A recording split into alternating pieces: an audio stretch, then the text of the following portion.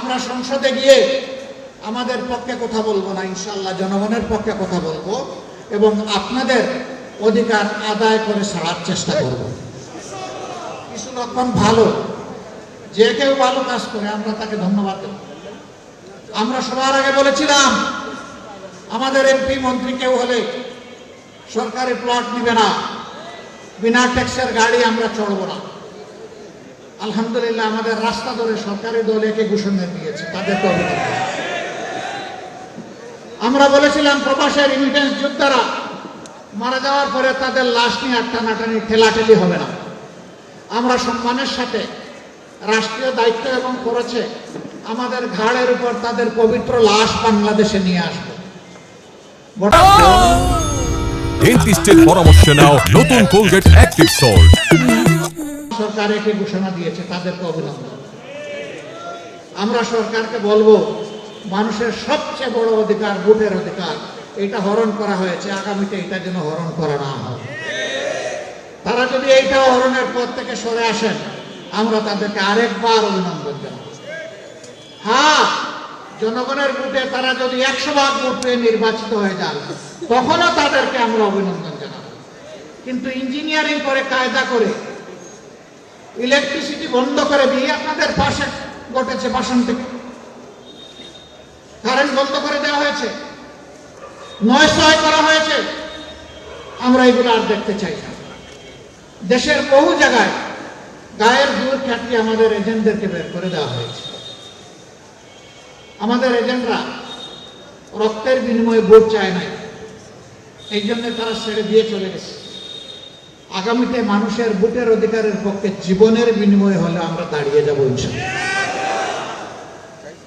আপনারা দোয়া করবেন।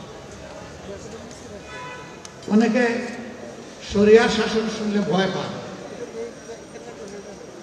আমি বলি আমরা যাকে আইন বলি, ইংলিশে তাকে ল বলে, আরবিতে তাকে শরিয়া বলে। তো আইন ছাড়া কি কোনো দেশ চলবে না? দেশের জন্য তো একটা আইন লাগবেই, সেই আইনটা হতে হবে সবচেয়ে ভালো হয়। সবচেয়ে ভালো আইন যখন হবে তখন ভালো শাসন, সুশাসন দেশে আসবে। আইন মন্দ থাকলে সুশাসন কখনো আসবে না। এই পবিত্র রমজানের মাসে আমরা সরকারি দলের প্রতি আরেকটা আহ্বান জানাই, কমপক্ষে চাঁদাবাজিটা বন্ধ করে। আরেকটা বড় অভিনন্দন জানাবো, কিন্তু যদি বন্ধ না করেন আমরা জনগণকে সাথে নিয়ে প্রতিরোধ গড়ে তুলব ইনশাআল্লাহ। আমি আজকে ঘোষণা দিচ্ছি, এই 15 আসনে যারা চাঁদার জ্বালায় অতিষ্ঠ চাঁদা দিচ্ছেন তারা দিবেন না, এখন থেকে অস্বীকার করা শুরু করেন।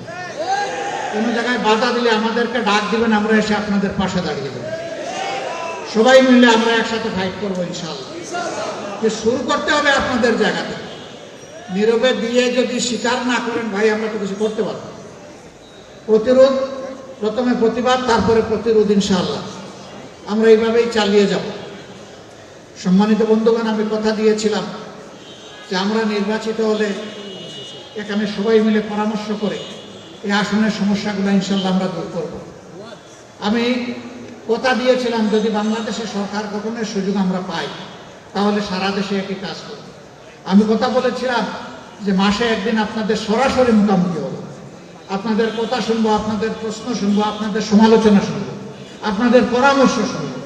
সব শুনে আমরা পরবর্তী কর্মপন্থা আমরা নির্ধারণ করবো। ভুল করলে সরি বলবো, ভালো করলে আপনাদের কৃতজ্ঞতা আদায় করবো। ওই ভালোটা আপনারা ভোট দিয়েছিলেন বলে আমরা করতে পারছি, নইলে আমরা পারতাম না।